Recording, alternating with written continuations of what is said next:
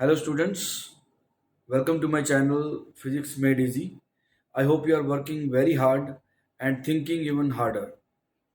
बेटा सोचोगे तो आपको बिल्कुल सब कुछ क्लियर हो जाएगा and do not stop asking question. जितने आप क्वेश्चन पूछोगे बेटा उतना आपको अच्छे से अंडरस्टैंडिंग होगी. तो पिछले लेक्चर में हमने वर्क का आइडिया लिया था. वर्क क्या होता है मैंने आपको ये बताया था कि वर्क जो साइंस का है वो डिफरेंट है एज कंपेयर टू जो आपका कॉमन मैन का वर्क होता है. फिजिक्स में हम मैकेनिकल वर्क की बात करते हैं और उसके साथ साथ हमने वर्क निकालना सीखा था. ये स्केलर क्वांटिटी है, डॉट प्रोडक्ट से आती है. तो हमने डिफरेंट डिफरेंट सर्कमस्टांसिस में वर्क निकाला था. जब वेक्टर फॉर्म में दिया हो तब वर्क कैसे निकालना है. And yes, my apologies because first lecture ended abruptly. वो एकदम से एंड हो गया था. तो उसका जो थोड़ा पोर्शन बचा है आज हम वो करेंगे. अब वर्क डन ग्राफ से कैसे निकालना है. पहले हम वर्क को ग्राफ से कैलकुलेट करेंगे. Work from graph. आपको ग्राफ दिया होगा बेटा और उससे आपको वर्क निकालना होगा. ग्राफ से वर्क कैसे निकालना है बेटा, इसमें दो टाइप के ग्राफ होते हैं.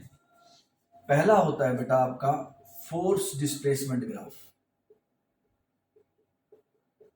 Force displacement graph.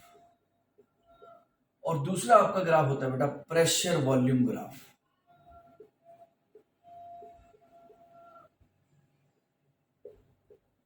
इन दोनों का जो एरिया अंडर द ग्राफ आता है बेटा वो वर्क डन के इक्वल होता है. फोर्स डिस्प्लेसमेंट का एरिया अंडर द ग्राफ हम लिख लेते हैं area under the graph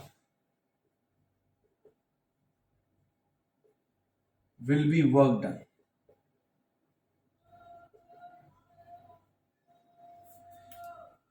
force displacement होगा बेटा, उसका एरिया अंडर द ग्राफ आपको वर्क देगा. ऐसी प्रेशर वॉल्यूम ग्राफ, ये वैसे हम थर्मोडायनेमिक्स में और ज्यादा डिटेल में करेंगे, बट आपको ये पता होना चाहिए कि जब ये वाले पैरामीटर्स लिए जाएं, फोर्स एंड डिस्प्लेसमेंट या फिर प्रेशर एंड वॉल्यूम, तो उसका जो एरिया अंडर द ग्राफ होता है तो वो वर्क डन होता है बेटा. Okay, so let us solve the question. Question solve करते हैं इसकी.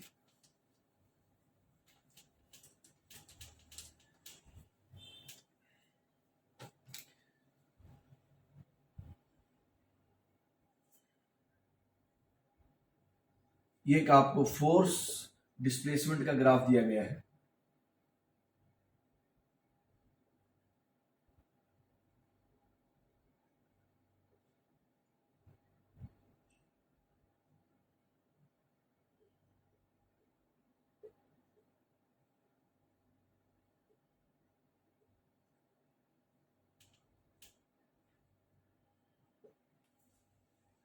फोर्स वर्सेस डिस्प्लेसमेंट आपको ग्राफ दिया गया है. फोर्स न्यूटन में है और जो आपकी डिस्प्लेसमेंट है वो मीटर में है. अब क्वेश्चन बोलता है find the work done in moving the object from 0 to, ये फर्स्ट पार्ट लिख लेते हैं, 0 to 10 metre. Second part 0 to 20 metre. Right, अब आप ये देख सकते हो बेटा ये ट्राइंगल शेप है और ये आपका रेक्टेंगल शेप है. तो वर्क डन निकालना है बेटा. एरिया अंडर द ग्राफ, बेटा ये जो लाइन होती है ये ग्राफ होता है, तो इसका नीचे वाला एरिया यानी तभी इसको एरिया अंडर द ग्राफ बोलते हैं. ये सारा ग्राफ नहीं है, ग्राफ ही होता है बेटा ये. राइट, ये तो आपकी लाइंस होगी रेफरेंस के लिए. तो ग्राफ आपका ये है. हम बोलते हैं कई बार कि graph is a straight line, तो समझो बेटा इसको ग्राफ बोला जाता है. तो इसका area under the graph, area उसके नीचे वाला. ओके, लेट अस सी. अब इसको सॉल्व करते हैं. फर्स्ट पार्ट क्या है, 0 से लेके 10 मीटर, ये आपका ओरिजिन है. ओके, तो एरिया कितना आ गया बेटा आपके पास, half into base into height. Right angle triangle है, half into base into height कितनी होगी 5. कितना आ गया बेटा 25 जूल. तो पहले 10 मीटर में फोर्स ने कितना वर्क किया है 25 जूल वर्क किया है। फोर्स देखो यहाँ पे अगर देखें तो 0 से स्टार्ट हुई और 5 न्यूटन तक बढ़ती गई। तो ये फर्स्ट 10 मीटर में फोर्स ने इतना वर्क कर दिया। लेट अस सी सेकंड। सेकंड पूछा है 0 से लेके 20 तक का वर्क, यानी कि ये सारा एरिया हमें चाहिए बेटा, राइट। अगर इसको मार्क करें ओ, इसमें लिख देते हैं ए बी सी, तो हमें चाहिए और area O A B C, right. तो area O A B C, ये एरिया जो होगा बेटा, ये एरिया वर्क डन के बराबर होगा। तो कैसे निकालेंगे, पहले आप इसको डी लिख लेते हैं सपोज। तो ट्राइंगल का area O A D plus rectangle का area A B C D. तो ट्राइंगल का तो हमने अभी निकाला है, half into base into height, okay, plus rectangle का एरिया, ये कितना हो गया बेटा 10 इंटू 5, यानी कि कितना आ गया बेटा आपके पास 75 जूल। तो 0 से लेकर 20 मीटर तक आपने फोर्स ने कितना वर्क किया है, 75 जूल वर्क किया है। आपको सोर्स ऑफ एरर बताता हूं, इसमें क्या होता है। कई बार बेटा जब आप एग्जाम अटेम्प्ट कर रहे हो तो कई बार हम थोड़ा सा जल्दी में होते हैं और कई बार गलती लग जाती है। तो जो मैंने ऑब्जर्व किया है अपने एक्सपीरियंस से, कई बार बच्चे जब इसका एरिया लेते हैं तो इसको 20 ले लेते हैं बेटा। यस आई नो, आपको पता है, मैं नहीं कह रहा हूँ कि आप सर नहीं हमें दिख तो रहा है 20 और 10 माइनस कर लेंगे, लेकिन कई बार जल्दी में ये ऐसे देख लेते हैं कि वहां पर एग्जाम में तो आपको वापस देखने का टाइम मिलता ही नहीं है। तो बस थोड़ा सा ध्यान रखो कि ओके मुझे ये रेक्टेंगल का एरिया निकालना है, तो ये माइनस करना पड़ेगा। 20 माइनस 10 10, तो 10 आ गया, 10 इंटू 5 50, तो 75 जूल वर्क आ गया बेटा। ओके, सो अगर फोर्स डिस्प्लेसमेंट का ग्राफ आपको दिया हुआ है तो एरिया अंडर द ग्राफ आपको वर्क दे देगा। ओके, एक और करते हैं क्वेश्चन। बेटा क्वेश्चन आप जितने प्रैक्टिस करो उतने ही कम है। आपको क्वेश्चन करने चाहिए, जितने आप सॉल्व करोगे उतना आपको कॉन्सेप्ट समझ आ जाता है 3-4 क्वेश्चंस के बाद, बिल्कुल ठीक है। लेकिन डोंट स्टॉप देयर, वहां मत रुको। जितने आप असाइनमेंट्स प्रैक्टिस करो, अगर आपको असाइनमेंट चाहिए तो आप मैसेज कर सकते हो, आपको असाइनमेंट भी मिल जाएंगे। लेकिन प्रैक्टिस करो, जितने ज्यादा क्वेश्चन आप प्रैक्टिस करोगे और इसको यूज करो। सोचो sir what if this, what if this, what if this, अगर ऐसा हो जाए तो क्या होगा, राइट। सो उससे आपको बिल्कुल कोई प्रॉब्लम नहीं आएगी बाद में। अभी पूछ लो बेटा जितने क्वेश्चन पूछने हैं। ओके, लेट अस सॉल्व अनदर क्वेश्चन।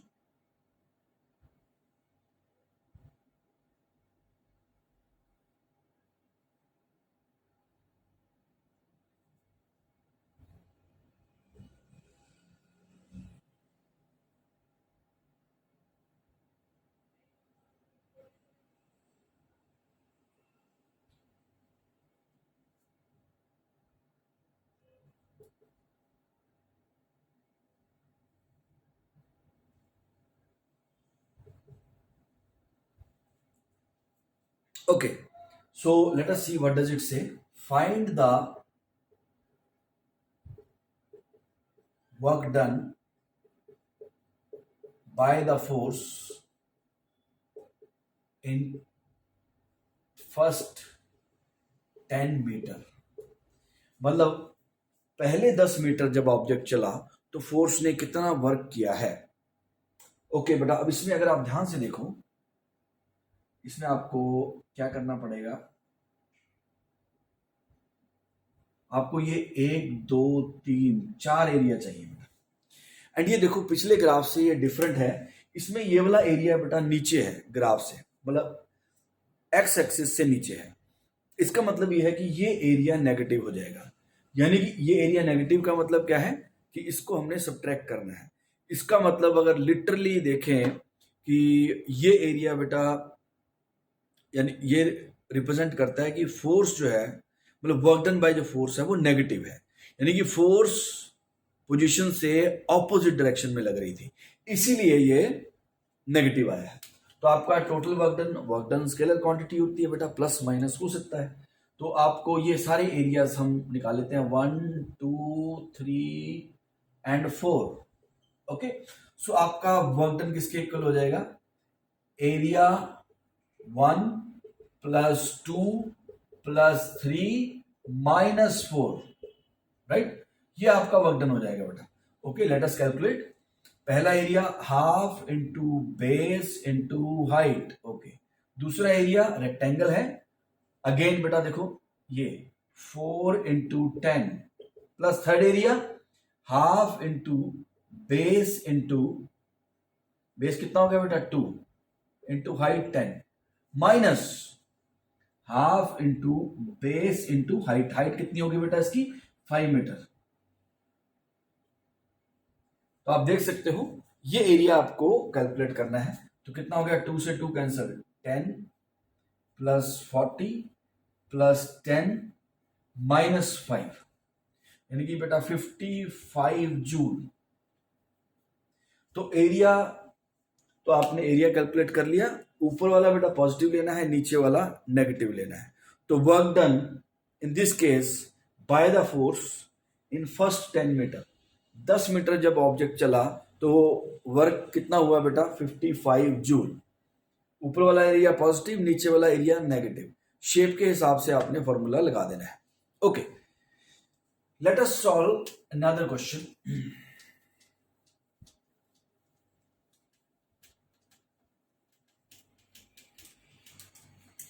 जैसे मैंने आपको बताया प्रेशर वॉल्यूम का ग्राफ, राइट। प्रेशर वॉल्यूम का ग्राफ का भी अगर आप एरिया अंडर द ग्राफ निकालोगे तो बेटा वो आपको वर्क डन देगा। सो सपोज ये प्रेशर है और ये वॉल्यूम है।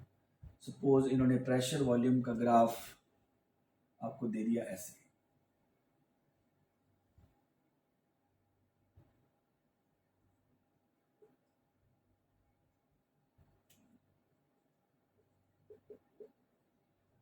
प्रेशर न्यूटन पर मीटर स्क्वायर या पास्कल। बेटा ये आगे हम डिटेल में पढ़ेंगे जब हम फ्लूइड्स पढ़ेंगे।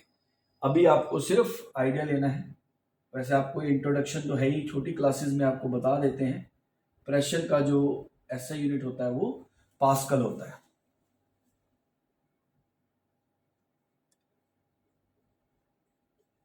वॉल्यूम जो है मीटर क्यूब में दिया गया है। अगर आपको बेटा डिफरेंट यूनिट्स दे देते हैं तो आपको थोड़ा ध्यान रखना है कि आप यूनिट को कन्वर्ट कर लो। ओके, सो अब इसका भी एरिया निकालना है बेटा हमने। Let us see work done equals to area. तो एरिया 1 प्लस 2 प्लस 3। एरिया 1 कितना आ गया बेटा, ओके। अब एरिया 1 कैसे निकालेंगे बेटा, ये बन गया आपका ट्रेपीजियम। ट्रेपीजियम का एरिया क्या होता है, एरिया 1 कैसे निकालेंगे, half into sum of parallel sides. ये दोनों पैरेलल साइड्स हैं, 10 to the power 5 plus 2 into 10 to the power 5 into distance यानी कि इंटू 2 प्लस ये आपका ट्रेपीजियम बन गया बेटा सम ऑफ द पैरेलल साइड्स। ये दोनों पैरेलल हैं और उनके बीच का डिस्टेंस उससे मल्टीप्लाई हो जाता है।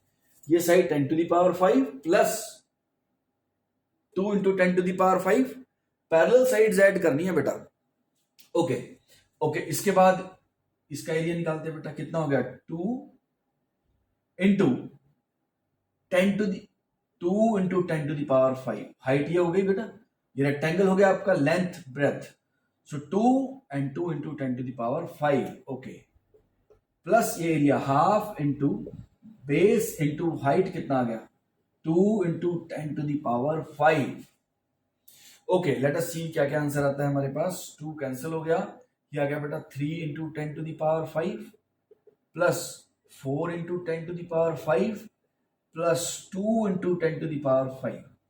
तो बेटा 10 टू द पावर 5 आप कॉमन ले लो, 3 प्लस 4 प्लस 2 यानी कि 9 into 10 to the power 5 joule. So this is the work done from pressure volume graph. अगर प्रेशर वॉल्यूम ग्राफ दिया गया है तब भी आपको बेटा एरिया अंडर द ग्राफ लेना है और उससे आपका आंसर आ जाएगा, right. So let us move to the next type. Next type है बेटा आपका, अगर फोर्स वेरिएबल हो तो वर्क कैसे निकालना है। अगर फोर्स वेरी कर रही हो, अभी तक बेटा आपने जितनी भी फोर्सेस देखी, हमने फर्स्ट लेक्चर में भी देखी, वो कांस्टेंट फोर्सेस होती थी। चाहे वो वेक्टर फॉर्म थी, चाहे वो कोई भी उससे पहले भी जो फोर्सेस थी वो कांस्टेंट फोर्सेस थी। राइट। अगर फोर्स वेरी कर रही हो तो आपको क्या करना है, लेट अस सी, एक क्वेश्चन करके देखते हैं, उससे आपको क्लियर हो जाएगा।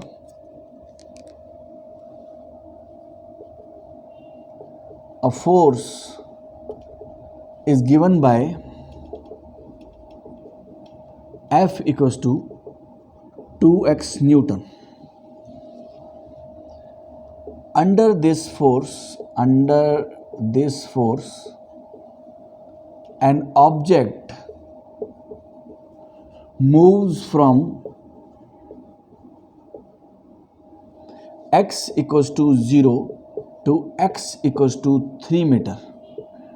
Find the work done.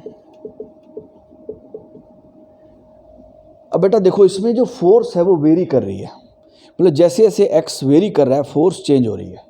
x 0 पे फोर्स 0, x इक्वल्स टू 0.1 पे force 0.2 newton, x equals to 0.2 पे फोर्स 0.4 न्यूटन, 0.3 पे force 0.6 newton and so on. अब अगर तो बेटा एक कांस्टेंट फोर्स होती तो कोई प्रॉब्लम नहीं थी, लेकिन क्योंकि फोर्स वेरी कर रही है, तो जब फोर्स वेरी कर रही है तो दिस अमाउंट्स टू इंटीग्रेशन, यानी कि हमें इंटीग्रेशन करना पड़ेगा। इंटीग्रेशन का मतलब लिटरली बेटा एडिशन होता है। तो अगर आपको अच्छे से उसको समझना है तो आपको कैलकुलस वाले लेक्चर देखना चाहिए, राइट। तो उससे आपको अच्छे से क्लियर हो जाएगा। तो जब भी फोर्स वेरी कर रही है तो आपको इंटीग्रेशन का यूज़ करना है। अब इसमें क्या करेंगे, पहले small amount of work done, F dot D x. अब बेटा यहाँ पे एफ डी एक्स कॉस 0 हो गया। क्यों? क्योंकि फोर्स और डिस्प्लेसमेंट सेम डायरेक्शन में है, लिखा हुआ ना, फोर्स 2x है और object moves from this 0 to x equals to 3, यानी कि इसके ऊपर मूव किया है। ओके, तो वैल्यूज पुट कर देते हैं बेटा। फोर्स कितनी होगी, 2x dx, ये आपका small amount of work done हो गया। लेकिन हमें स्मॉल अमाउंट नहीं चाहिए बेटा, हमें टोटल वर्क डन चाहिए। तो उसके लिए क्या करना है, इंटीग्रेशन 2x dx। इंटीग्रेशन का मतलब ही बेटा एडिशन है। बेसिकली ये कौन सा वर्क है, मान लो ये x डिस्टेंस से ये अब ऑब्जेक्ट आगे dx मूव हुआ है, ये छोटा सा वर्क डन आया है, इतना सा हमें चाहिए यहाँ से यहाँ तक। तो इंटीग्रेशन कहाँ से x स्टार्ट हुआ बेटा, 0 से, और कहाँ तक, 3 तक। तो आप 2 कांस्टेंट है, बाहर आ जाएगा, x की इंटीग्रेशन करनी है बेटा, पावर में एक ऐड कर दो, पावर 1 है, 1 + 1 2 हो जाएगा। तो क्या आ गया, x² अपॉन 2 फ्रॉम 0 to 3। अबे 2 आप यहाँ से बाहर निकाल सकते हो, तो 2 से 2 कैंसिल हो जाएगा बेटा। तो क्या बच गया, x² फ्रॉम 0 to 3। तो पहले अपर लिमिट पुट करनी है, ऊपर वाला नंबर पुट करेंगे 9 माइनस नीचे वाला नंबर 0, यानी कि 9 जूल आंसर आ गया। तो ऑब्जेक्ट को 0 से 3 तक लेके जाने में कितना वर्क होगा, 9 जूल वर्क होगा, राइट। तो जब भी फोर्स वेरिएबल है, यानी कि फोर्स पोजीशन के साथ चेंज कर रही है, तो उस केस में आपको इंटीग्रेशन यूज़ करना पड़ेगा। एक क्वेश्चन और करते हैं बेटा, उससे आपको और क्लियर हो जाएगा।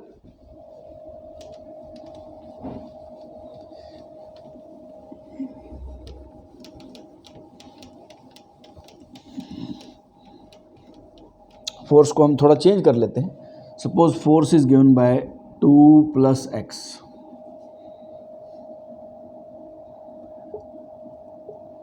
Under this force object moves from से x equals to 0 to x equals to से 1। अब इसका वर्क डन निकालना है बेटा। तो देखो, अगर आपको इंटीग्रेशन आता है तब तो बिल्कुल ही सिंपल है। चलो, इतना इंटीग्रेशन तो अभी भी सीखा जा सकता है, थोड़ा ध्यान से समझना। वैसे आई वुड सजेस्ट कि आपको कोशिश करनी चाहिए कि आपको अच्छे से समझ आए, बजाय कि एक पर्टिकुलर क्वेश्चन के लिए समझना, उसका फील आपको आना चाहिए। इंटीग्रेशन और डिफरेंशिएशन तो बेटा बहुत ही इंटरेस्टिंग चीज़ है, आपको उनको बहुत अच्छे से देखना चाहिए। ओके, लेट अस सी। अब इसमें क्या करना है, अभी मैंने बताया था dw = F vector dot ds vector dx vector. तो कितना आ गया, 2 + x dx। बेटा इसमें cos 0 हो गया, क्योंकि फोर्स और डिस्प्लेसमेंट दोनों सेम डायरेक्शन में है। ओके, सो डी डब्ल्यू कितना आ गया बेटा आपके पास 2 प्लस एक्स डी एक्स। ये क्या है? Small amount of work done, लेकिन हमें चाहिए total work done. Integration 2 plus x D x from 0 to 1। अब बेटा इन दोनों की अलग अलग इंटीग्रेशन होगी, प्लीज एक्सक्यूज मी, इन दोनों की अलग अलग इंटीग्रेशन होगी। 2 की इंटीग्रेशन क्या होगी बेटा? 2x, और x की इंटीग्रेशन x स्क्वायर बाई 2। 2 अकेला है, इसका मतलब x की पावर 0। पावर में हम 1 ऐड करते हैं और टोटल पावर से डिवाइड करते हैं। यहाँ पे लिख देता हूँ 2 की इंटीग्रेशन करनी है मान लो, तो बेटा आप इसको मान लो 2x की पावर 0। तो जो पावर होती है उसमें एक ऐड होता है, तो x की पावर 0 है तो उसमें एक ऐड हो गया, 1 आ गया x, और उसी पावर से आप डिवाइड कर देते हो, प्लस x की integration x square by 2 from 0 to 1। अब बेटा पहले अपर लिमिट, पहले ऊपर वाला नंबर डालो, कितना आ गया 2 प्लस हाफ, माइनस, मतलब दोनों में डालना है, जहाँ पर x है वहाँ पर आप ऊपर वाला नंबर, अब उसके बाद नीचे वाला नंबर कितना आ जाएगा बेटा 5/2। सो 5/2 joule is the work done. इतना वर्क डन होगा इस फोर्स का। ये बेटा 1D में हो गया, लेकिन कई बार फोर्स जो है वो 2D में, 2 डायमेंशनल फोर्स, मतलब not only along x axis but at an angle, मतलब एक्स कोऑर्डिनेट पे भी डिपेंड कर रही है और वाई कोऑर्डिनेट पे भी डिपेंड कर रही है। तब कैसे करना है? Let us take an example. Suppose a body moves under the influence of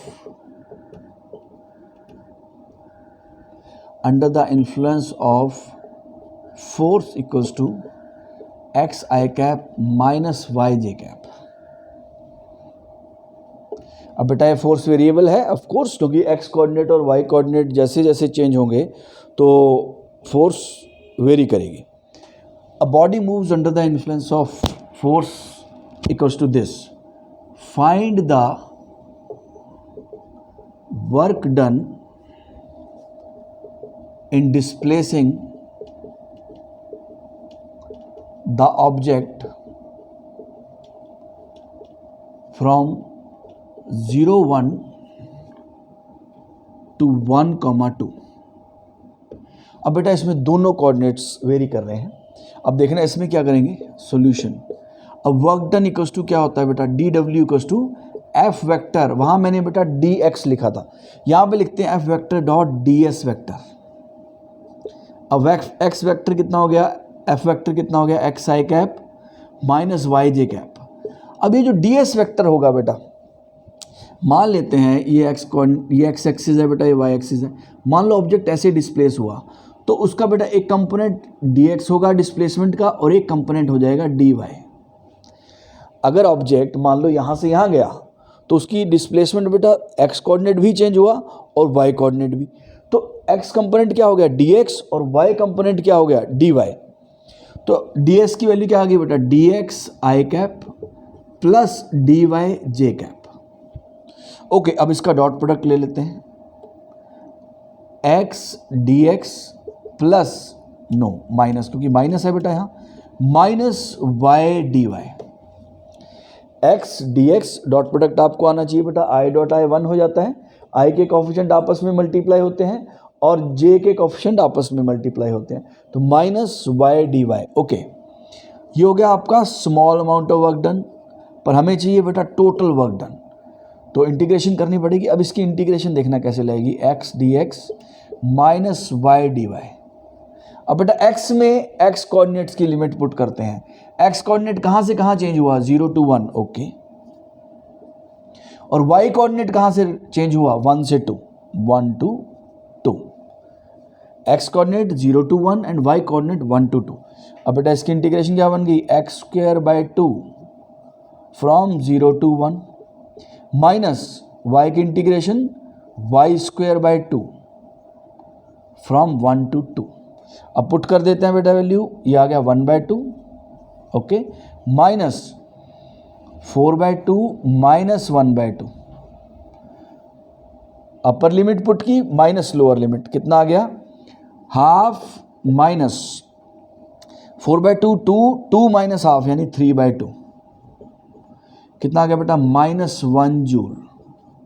LCM लिया और आपके पास -1 जूल आंसर आ गया। तो बेटा जब आपको फोर्स में एक्स कोऑर्डिनेट हो, वाई कोऑर्डिनेट भी हो, तो आपको थोड़ा ध्यान रखना है। पिछले वाले क्वेश्चन में सिर्फ एक ही कोऑर्डिनेट था जो वेरी कर रहा था, मतलब force was along x axis. यहाँ पर एक्स और वाई दोनों कोऑर्डिनेट हैं, उस केस में आपको डी एस लिखना है। और डी एस क्या होता है बेटा, डी एक्स आई कैप प्लस डी वाई जे कैप। डॉट प्रोडक्ट लेना है, इंटीग्रेशन करना है और उसके बाद आपको उसकी लिमिट्स पुट करनी है। एक्स कोऑर्डिनेट कहाँ से कहाँ वेरी किया, 0 to 1 and Y coordinate 1 to 2, तो उसमें आपने वैल्यूज पुट करनी है, उसके बाद आपका आंसर आ जाएगा। तो बेटा this was your work done in various forms. सारे हमने वर्क डन निकालने सीख लिए हैं। अब आपको इसके क्वेश्चंस करने चाहिए और प्रैक्टिस करनी चाहिए। Okay, so I will see you next time. Take care and study hard. बहुत मेहनत करनी है बेटा। Bye bye.